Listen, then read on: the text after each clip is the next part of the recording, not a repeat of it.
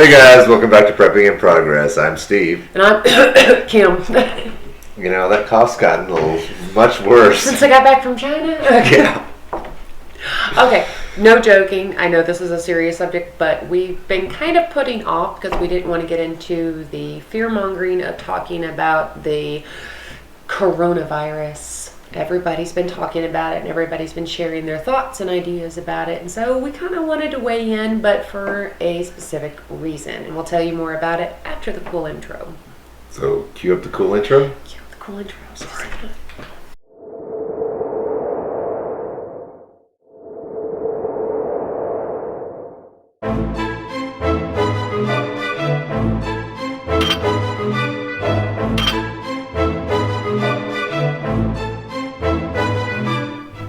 Okay, the main catalyst, and I told Steve the other night that we have to do a coronavirus video now, so, and he's like, do we have to? And I was like, I've been trying to stay out of the coronavirus. We're not medical Corona. experts, so first and foremost, legality's out of the way. If you suspect that you have any kind of disease or virus or anything like that, or if you're exhibiting symptoms, go seek a medical professional. Go talk to your doctor. Get off YouTube right now and go see your doctor. We are not medical professionals. We are preppers, and we're going to be talking about the prepping side of any kind of pandemic. The one we are talking about right now is corona, mainly because I got an email the other night. And that email was from a dear friend who's been literally my best friend since birth. Her mom was holding her while my mom was giving birth to me. So yeah, we've known each other since birth. So I adore her to death, but she's been kind of worried about this whole thing. She's got little ones. She's got a family to take care of. And she said, Kim, I know you're a prepper and I know I'm not. What can I be doing? What can I, do I need to worry about what is going on? What do I need to prepare for? It's not what I'm used to doing. So I told Steve, I said, well, this is actually a really great catalyst if it's getting people thinking about preparedness. Everybody's catalyst is different. I know some people talk about 9/11, Y2K to Katrina. Many different catalysts can get people into the prepper community. So this may be her opportunity. So I'm going to try to send this video to her. I sent her a quick text message, but there's so much to cover really about what is going on. Not just the fear monger, but actually to kind of reassure, but also give you ways to feel prepared for what is going on. So I'm hopefully going to share this video with her. So you know who you are, hearts and love. So hopefully this can kind of give you an idea of what you as a parent or as a prepper can be doing in this craziness. So you've done some research on the coronavirus, and you're my medical guy a little bit, and you can kind of talk more about the medical side, though not anybody, we're not giving medical advice, but the medical aspect of what is going on. Is coronavirus a new virus, brand new, never been seen before?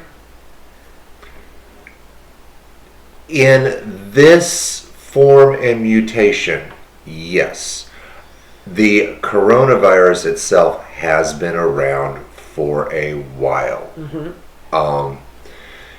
Some of the aspects of this one are new. The symptoms are new, but keep in mind that when you get a cold virus and you have it, it adapts to you, and then when you pass it on to me, it adapts to me. You will never get that cold virus, that very same cold virus again. You're immune to it, but once it gets to me, it changes a little bit. I can pass it back. Mutates.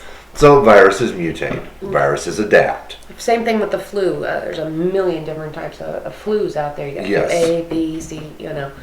Each season's kind of different too.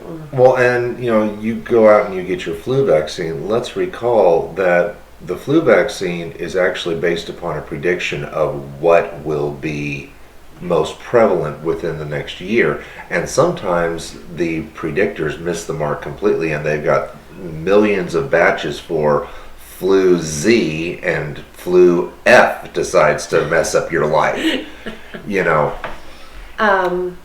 But I guess the biggest thing is what's going on, because we hear what's going on in China right now, where you've got whole cities quarantined. You've got, and it's scary, and I get it.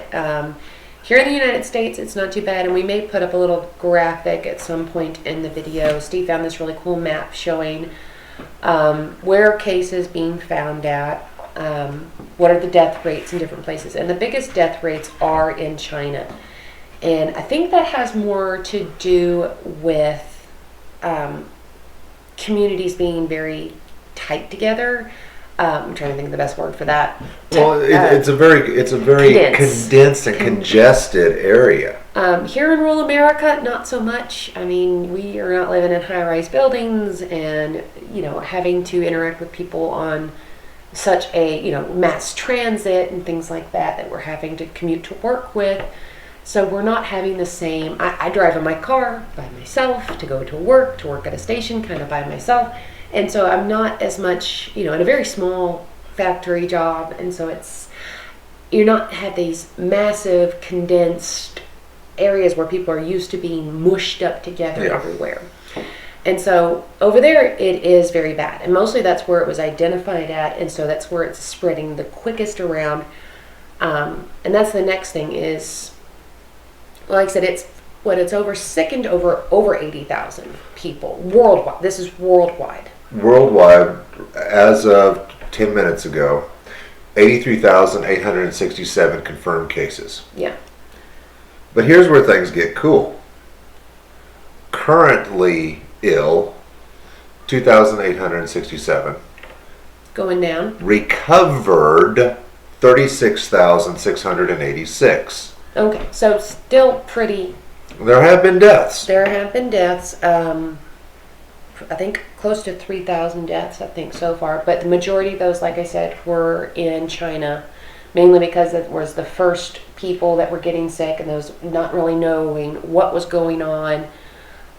They're getting treatments together. There is no antivirus at the moment or vaccine, but there is treatments that they are trying out at the moment. Yes. I believe I read somewhere now, I did not have time to vet the source, but there is projected release of a vaccine within the year.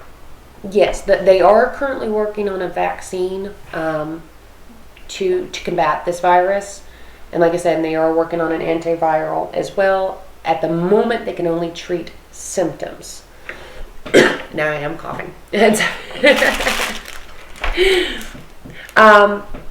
The people that are most affected by this, and I do want y'all to listen because we do have a lot of people that may fit this category who are watching, are the people who are already immune compromised and the people over 50. The majority of cases, they said the median age was around 59. Okay. I do have a cold, so don't mind me. Everybody was at work was picking on me, telling me the coronavirus. I was like, let me go home then. But yeah, the majority of the deaths were people over the age of 50. Those people over the age of 40 were catching it, but being able to recover. Okay. But similar to the flu, I don't know if y'all have ever had the flu.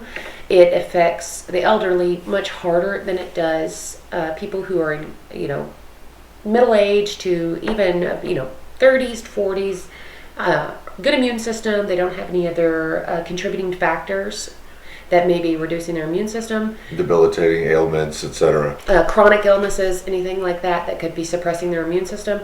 Those people usually have symptoms similar to an upper respiratory infection or a flu. It is a respiratory disease. So ammonia type symptoms, pneumonia, not ammonia. They don't have ammonia. Pneumonia type symptoms. And so with people who are the elderly, and I y'all don't want to pick on me for the elderly, but the elderly are most susceptible, and so that's what they were saying is the median age of deaths where people was around 59. So it was definitely affecting the older aspect of the population and hitting them a lot harder. Okay. But that doesn't mean you can't catch it. It's just saying that, or you can't die from it if you're not that age. but it is rare for somebody, say, in their 30s or 40s to die of the virus. They can still catch it, but So statistically speaking. Okay. That they're seeing most of the deaths in people who are older or are already immune compromised. Okay. And so that also means you can still transmit the disease accidentally to somebody who's elderly. So if you're a caretaker, be very careful. Making sure and this is where we're going to get into how to prevent this, how to take care of it if you're worried about it. And so we're going to get into this. Treat it similar to the flu. It is a virus similar to the flu. Yes. Sanitizing things down. Limit your social interactions. I know that sounds really bad, but maybe if you're taking the subway, wear a mask. If you're carpooling, make sure no one's been to China. Just if you don't have to go out, don't go out. Especially if you're in a very densely populated city. If you don't have a reason to go to China, South Korea, Italy, Iran, any place like that just has deaths and large spread of this disease, don't go. Y'all have heard of cruise ships. They're getting stricter about people who are riding on cruise ships. So if you've already booked a cruise to possibly go to Asia, you might want to reconsider because there are massive screenings going on right now. Limiting your social interactions, limiting how much you go outside. Like we've been reducing our Walmart trips or going out to eat or anything like that. Which we do that during flu season anyway, because we don't want to get sick. You still have to go to work. If you're able to telecommute, then that is something to possibly consider. If you are in a large city that has a larger population and your boss is understanding enough, possibly see if you can telecommute, at least until things kind of calm down. It's an option, it's even better, say if your kids are homeschooled. I know a lot of preppers out there homeschool. It may be the best option at the moment. If you are worried about any kind of pandemic, these are things that you want to consider. We talked about the mask. The N95 mask is what is recommended. A nice snugly fitting N95. Let me show you. I got a box of them. We got them in a huge shipment of these before this all started because we're preppers. We've had them around. But they say on the bottom there, N95 mask. And you want to make sure it's nice and tightly fitted to your face. If you are having to take mass transit, the bus, the train, or anything like that, if you don't want to be in tight confines and you're worried about it, the main spread of the virus is through people coughing or sneezing on you and it getting into your mouth or something like that. But here's the thing. You don't show symptoms for up to 2 weeks after being infected. So there's 2 weeks where you are symptom free but can still pass it on. They think you can still pass it on. They're pretty sure that it is a lower level. Yes. To say it's err on the side of caution is where I'm going. I shouldn't say that as a fact, but err on the side of caution because you're more likely possible to pass it on just because you are going to be coughing and sneezing more often after you start showing symptoms of it. But you can pass it on. You blow your nose or something like that, and that gets on somebody. So hand sanitizer is your friend. Wash your hands frequently. Don't touch your mouth or your nose with unwashed hands. If you don't have soap, use hand sanitizer. But yeah, to say if you're going to be around a lot of people and you are worried to say there's outbreaks in your area, then get your N95 mask and you can wear that. So if you got to go to Walmart for something. Speaking if you need to go to the store, most stores nowadays have a pickup where you can order everything that you need online and then go to the store and pick it up. And they will literally just bring it out to your car. You've already paid online and they just take it out there. It's groceries, anything you want to do like that. Most Walmarts have started doing this to reduce congestion in the stores. And so you literally just make your list on walmart.com, go to the store and pick it up. I know other retailers probably do it, but we're Arkansas, everything's Walmart these days. But that's for your simple groceries that you may do.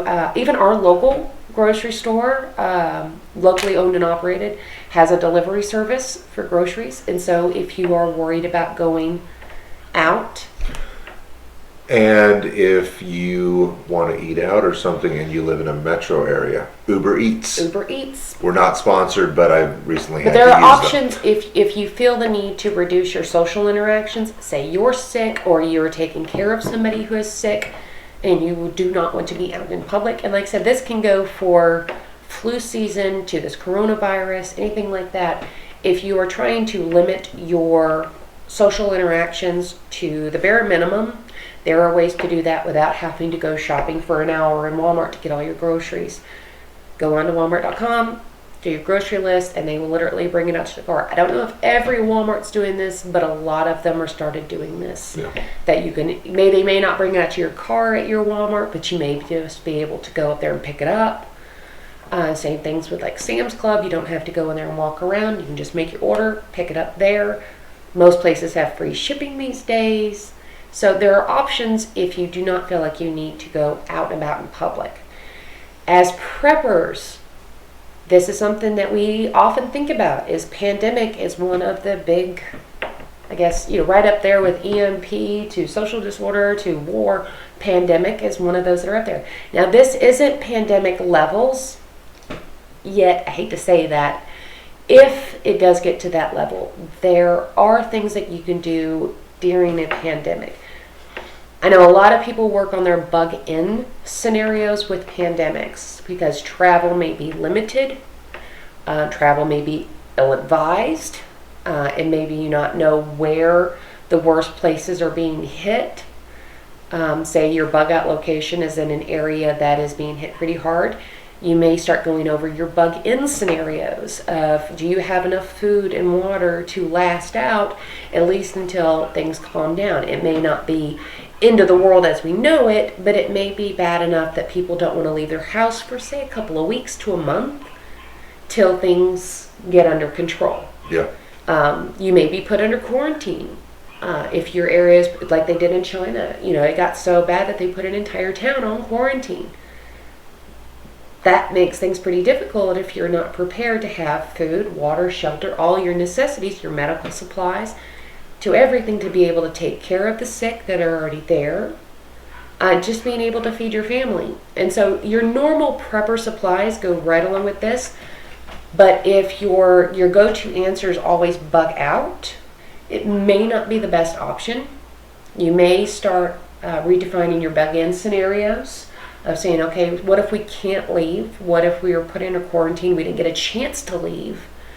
And you're not going to go and try shooting your way out of your town if it's just a bug or virus or something like that, and it's not world without rule of law or anything like that. It's not Mad Max. But you also don't want to be as dependent as the average person. I mean, stop and think about that. What you're just actually describing is a horror movie scenario where your town is isolated. The only supplies coming in is probably by airdrop. Yeah, I mean, could you imagine what those people are going through right now? That their entire community, their entire town is on lockdown. It is completely shut off.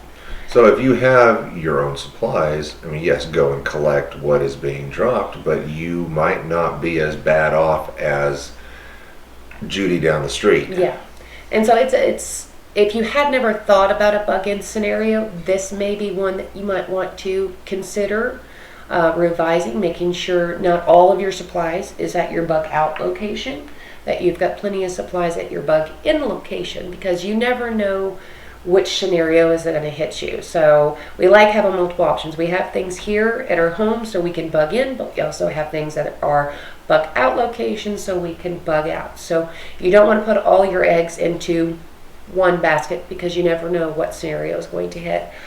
Trying to think if there's anything else. Lysol will kill it. Lysol can kill it. That's the crazy. Sanitize, clean, wash your hands. Like I said, treat it like the flu.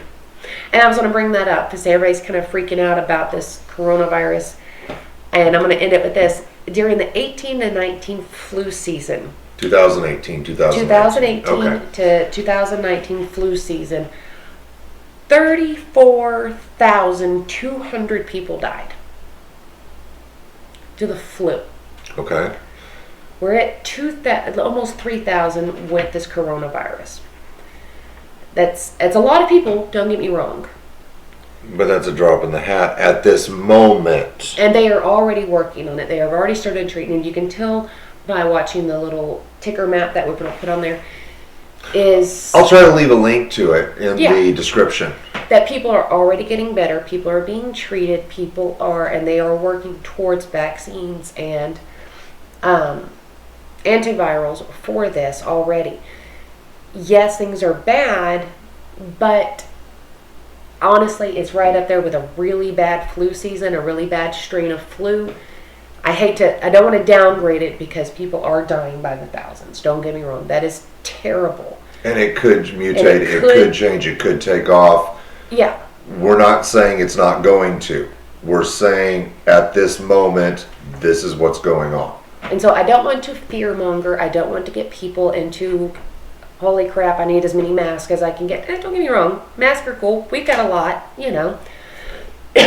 But I want y'all to be aware that people will try to scare people to get them amped up into buying or doing some, a lot of it is, I hate to say it, but sheep herding. To get people to do what you want to do and to kind of scare people into different things. Well, and there's so much blah information just coming out, and everyone just grabs what they think they know, and that's why I mentioned some things, but I said I didn't vet the source. Yeah, because there is a lot of just people talking and trying to get you to watch the evening news and what's going on now and trying to advertise to you, and it's just, a lot of it is not overstated because people are dying from this, but people are also working very hard on treating this. They've already sequenced the genome of it. They're working on a vaccine. They are working on treatment. They have treatments. They have ways to treat the symptoms of it, and very few people are dying now. China's a little bit different because, like I said, it is very congested and condensed. And like Steve was saying, it takes like 2 weeks for symptoms to start showing up in this, and that means a whole lot of time to infect other people before you even know that you even have it. And so that does make it hard. But here in the U.S., we have not had a single death from this, and hopefully that stays that way. Well, it sticks in my mind. Seattle, Washington, they had 2 cases, 2 recovered. Boom. Done, And like I said, with our health, everybody talks about our healthcare system. We do have a very expensive but well-funded healthcare system here in the United States.